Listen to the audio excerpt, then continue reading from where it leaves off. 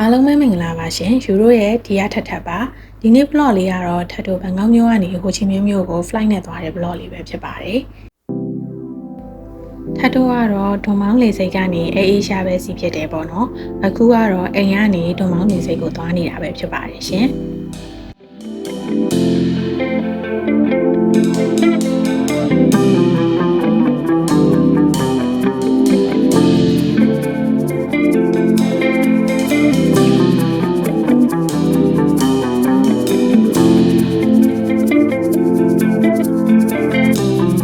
အခုကတော့လေဆိပ်ရောက်လို့ထပ်တို့အထုပ်တွေဝေးချိန်နေတာပါ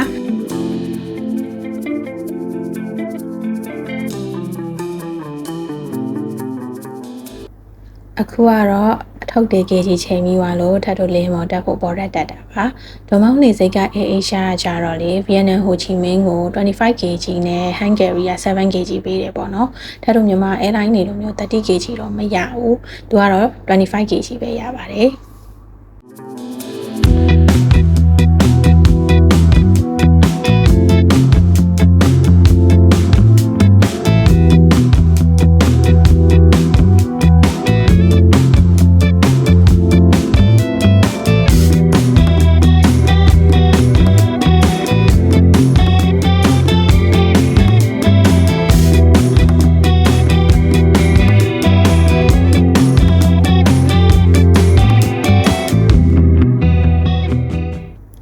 အခုကတော့လေရင်ရှိရအောင်သွားဖို့အတွက်အေးရှားကနေစီစဉ်ပေးထားတဲ့ကားတည်တည်လေးစီးနေရတာပေါ့နော်အခုဒွန်မောင်းလေဆိပ်ကစီးနေကြလူတွေဆိုရင်တော့သိပါတယ်သူကထုံးစံအတိုင်းပဲဒီလေရင်မော်တက်ဖို့အတွက်ကိုတိုးနာဘူမီလေဆိပ်လိုမျိုးတန်းပြီးတက်လိုက်လို့မရဘူးဒီလေဆိပ် boarding pass ဖြတ်တဲ့နေရာကနေလေရင်ရှိကိုအဲ့လိုမျိုး shuttle bus အလေးတွေနဲ့သွားရတယ်ပေါ့နော်အခုဒါကတော့ shuttle bus လေးစီးပြီးတော့ထပ်တို့စီးရမယ်လေရင်ရှိရအောင်သွားနေတာပါရှင်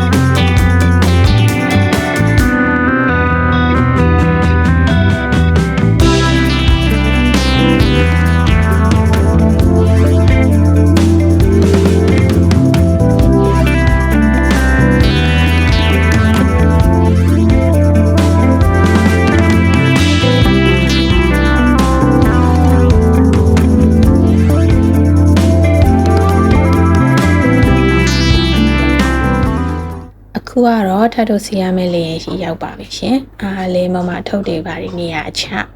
ပြီးတော့ဆဖီလေးဟိုရိုက်ရိုက်နေပပရိုက်တယ်ပေါ့နော်အခုကတော့လေရင်စားထွက်ပါပြီရှင်တိန်နေကတော့တော်တော်လေးလှပါတယ်กรุณาสำแดงสิ่งของดังกล่าวต่อเจ้าหน้าที่ศุลกากรณท่าอากาศยานปลายทางค่ะ 1. สัมภาระที่ท่าน အခုကတော့ဟိုချီမင်းလေဆိပ်ကိုရောက်ပါပြီရှင်။ဒါကတော့ထပ်တိုဟိုချီမင်းလေဆိပ်အပြင်ဘက်မှာ free shuttle bus စီးဖို့အတွက်စောင့်နေတာပါ။ဟိုချီမင်းလေဆိပ်ကနေဟိုချီမင်းမြို့ထဲကို free shuttle bus ပြေးဆွဲပေးပါတယ်။ဒါမဲ့ရက်ကွက် district ကြီးနှစ်ခုကိုပဲပေါ့နော် district 1နဲ့ district 3ကိုသူတို့ free shuttle bus ပြေးဆွဲပေးတယ်။ထပ်တိုတဲတဲ့ဟိုတယ်ကကျတော့ district 1မှာရှိလို့152 bus ကားကိုစောင့်နေတာပါ။အခုဒါကတော့ထပ်တို free shuttle bus တက်စီးပြီပေါ့နော်။ဒီ free shuttle bus တက်စီးဖို့ကိုထပ်ဟိုချီမင်းကိုထွက်မလာခင်တည်းကတည်တည်ချာချာလေးရှာထားတာပေါ့နော်ဘယ်လိုမျိုးစီးသွားလို့ရမလဲဘယ်လိုမျိုးမှတ်တိုင်နေမှာဆိုဟိုတယ်တွေနဲ့နီးမလဲပေါ့အဲ့လိုမျိုးရှာထားတာပါအခုဒီ152တို့နောက်ပြီး district 3ဘက်ကိုသွားတဲ့ line တို့ကိုစီးမယ်ဆိုရင်တော့တခုသတိထားမှာကစီးမဲ့ခရီးတွေက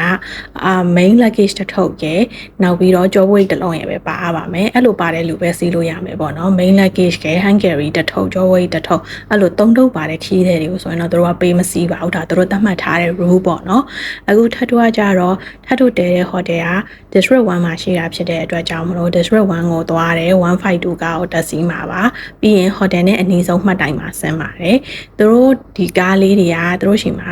ရင်အကူလေးတွေပါတယ်ပေါ့နော်ငါတို့ကဒီ hotel ကိုသွားချင်တာအဟာနဲ့အနီးဆုံးမှတ်တိုင်မှာချပေးပါလို့ပြောလို့ရှိရင်သူတို့အိမ်မှတ်တိုင်လိုက်ရလာပြောပေးပါတယ်ရှင်နောက်ပြီး bus ကားလေးတွေကလည်း aircon bus ဖြစ်တဲ့အတွက်ကြောင့်မလို့တက်တောင့်တက်တာနဲ့စီးလို့ရတယ်အဲ့ဒါကြောင့်မလို့လေဟိုချီမင်းဝန်သွားမယ်နောက်ပြီးကိုကလည်းအထုပ်သိမ့်မများဘူး2ထုပ်လောက်ထဲနဲ့သွားတယ်လို့ဆိုလို့ရှိရင်တော့နောက်ပြီးတော့ district 1နဲ့ district 3မှာတဲဖို့ plan ထားတယ်လို့ဆိုလို့ရှိရင်တော့ board တွေ grab တွေအစားပေါ့လေဒီ free shuttle bus လေးတွေစီးပြီးသွားတာတော့ transportation charges တော်တော်လေး save ဖြစ်ပါမယ်ထပ်ထို့ဆိုလို့ရှိရင်ထပ်ထို့ hotel နဲ့အနည်းဆုံးမှတ်တိုင်မှာဆင်းလိုက်တယ်ဒါပေမဲ့အဲ့မှတ်တိုင်ကနေ hotel ကိုလမ်းလျှောက်ဖို့အတွက်ကြတော့နည်းနည်းလေးလှမ်းနေပေါ့နော်အဲ့ဒါနဲ့အဲ့ဒီမှတ်တိုင်ကနေပြီးတော့ hotel ရှိကိုဘောတစ်ခုထပ်ငှားလိုက်တယ်ပေါ့အဲ့လိုထပ်ငှားလိုက်တဲ့ fees နဲ့လေဆိပ်ကနေ hotel ရှိကိုငှားတဲ့ fees နဲ့ဆိုရင်တော်တော်ကြီးကိုကွာပါတယ်အဲ့တော့ transportation charges fees တွေ save ဖြစ်တာပေါ့နော်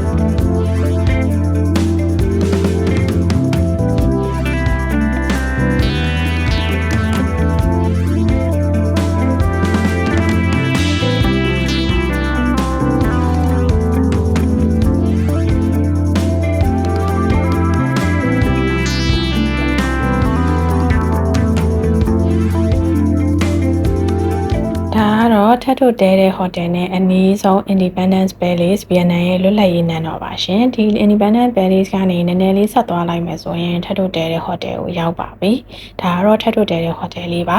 ထပ်ရဲ့ဗီဒီယိုလေးကိုအဆုံးထိလိုက်ပါကြည့်ရှုပေးတာကျေးဇူးအများကြီးတင်ပါတယ်ရှင်ထပ်ရဲ့နောက်ထပ်ဗီဒီယိုတွေမှာလည်းပြန်တွေ့ကြမယ်နော်ထပ်ရဲ့ YouTube channel လေးကိုလည်း like and subscribe လေးလုပ်သွားပေးကြပါအောင်ရှင်